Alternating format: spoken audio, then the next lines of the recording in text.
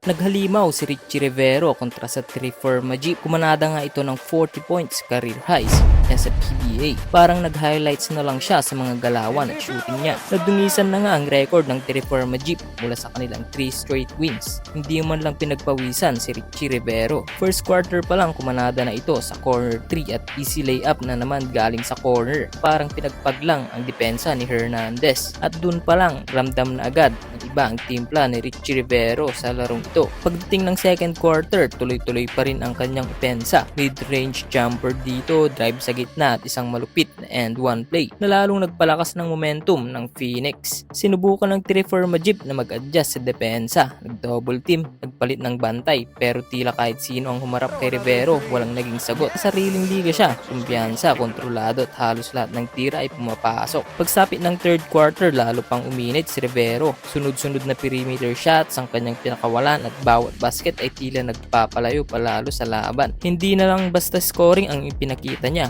maging sa decision making at facing ng laro. Kitang-kita ang kanyang maturity sa court. At pagdating sa fourth quarter, doon natuluyan sinilyohan ni Rivero ang kanyang career night. Sa bawat hawak niya ng bola, inaabangan na ng crowd kung ano na naman ang susunod at hindi sila naggo. Isang malinis na pull-up jumper, isang mabilis na drive papasok at isa pang tres na parang pako sa kabaong Triferma. Doon niya inabot ang kanyang career high na 40 points, isang performance na siguradong maalala ng fans. Magsisilbing milestone sa kanyang PBA career. Sa huli, hindi lang ito simpleng panalo para sa Phoenix. Ito ay gabi na pag-aari ni Richie Rivero. Isang paalala na kapag nag-iinit ang isang score, kahit anong depensa, mahirapan talagang pigilan.